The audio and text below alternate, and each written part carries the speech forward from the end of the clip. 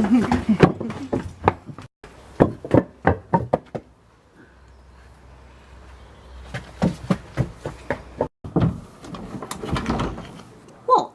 If they had bins back then, I'm sure the assassins would have used them like this too.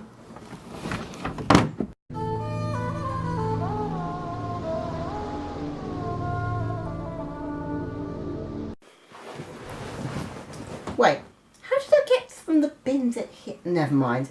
Hello and welcome back to the Assassin's Creedathon.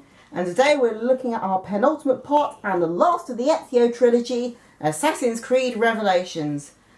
Now I won't beat about the bush in case old Buckethead comes back, so let's get on with this. We start off with Desmond waking up to find himself back in the Animus, and he's been put in there to stabilise his brain because of what happened in the last game involving the Piece of Eden. Along with him is the downloaded consciousness of Subject 16. You know, the guy who was behind all those secret information behind those code-breaking puzzles in the last two games. Well, we finally meet him, and he's completely off his trolley. He tells Desmond that he needs to finish up the memories of Altair and Ezio so he can get his brain working properly again and get out of the Animus.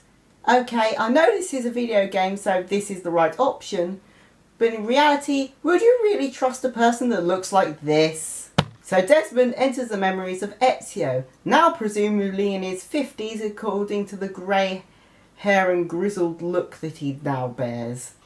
Ezio is breaking into the old Creed hideout from the first game, only to find the bit is blocked off and requires 5 artefacts to open it, one of which that the Templars already have.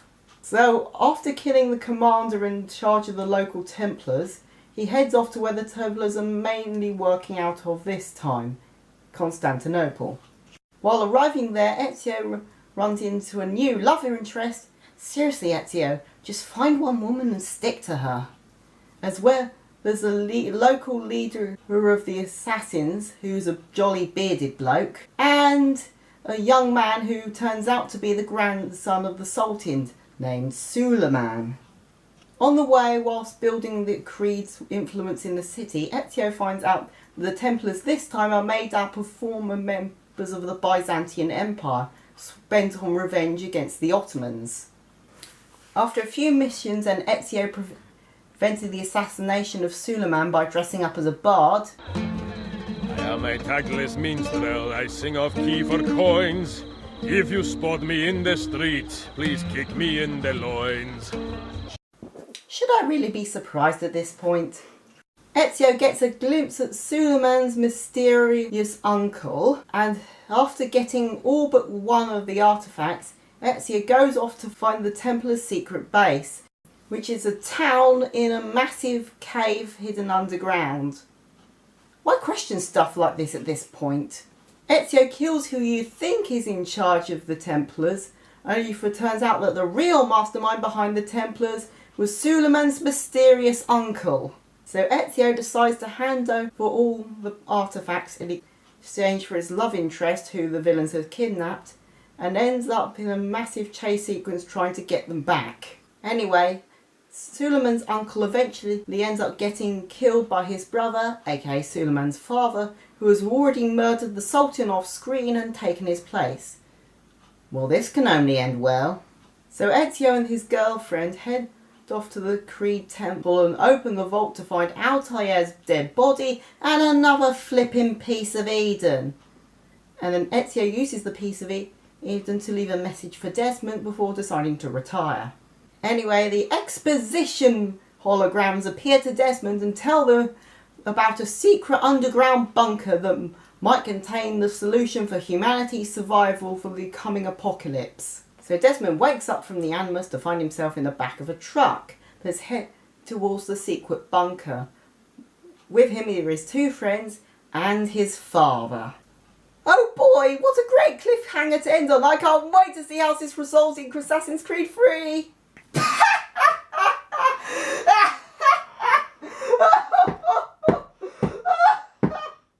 What? Oh, you'll see. Okay. Okay, moving on. In the gameplay department, Assassin's Creed Revelation is all the previous 2 games plus more. Ezio gets a few new bits of equipment, including a hook blade he uses to not only traverse and climb up places he otherwise couldn't get to, but also can use his momentum to fling enemies about like fucking ragdolls. He can also now shoot poison injections from his wrist cannon and has a large assortment of bombs that you can customise. There are also some optional missions you can do as Desmond this time that take on the form of these weird first-person puzzle game things that kind of remind me of Portal a bit. These sections also help flesh out Desmond's backstory a bit and kind of understand his character a bit more and why he does the things he does. There are also sections involving Altair where you finally get some decent characterisation and backstory for what happened in between this game and the first game and Assassin's Creed 2. There are assassination missions and side quests, big and small, as well as a new tower defence mode that is kind of weird and feels a bit out of place, but I rarely encountered it, so not really a big issue. The recruitable assassin thing has returned from the last game, although now the recruitment methods are more varied and they have their own little storylines that you can access if you level them up, which I think was a nice touch. Your music, except for the main thing, is, and say it with me now, does a decent job but is otherwise unmemorable. This is certainly one soundtrack I'm not going out my way to buy. The graphics are pretty similar to the previous game, although this time I can't compare it to its real-life counterpart since I don't really know any of the buildings and landmarks in Istanbul.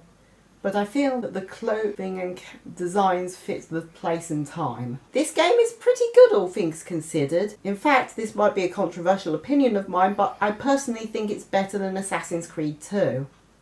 It also manages to tie up all the loose ends for a dramatic conclusion. Aha! I found you! Bloody hell. Okay, let's try this again. Behold the power of the magic Fabergé! Oh, the magic Fabergé didn't stop me last time. What makes you think... Oh no. Wow, it actually worked this time? Well, I guess tune in for the final part of the Assassin's Creedathon next time.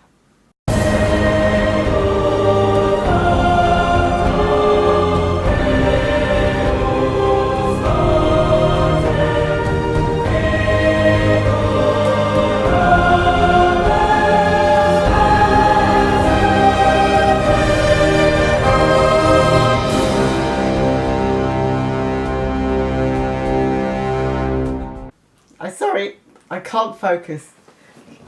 She's here. I think you'll just have to wait until she goes. So Esmond, truck heading to the. Oh boy, this is a great cliffhanger. I can't wait to see how it's resolved in Assassin's Creed 3. Faith, hey?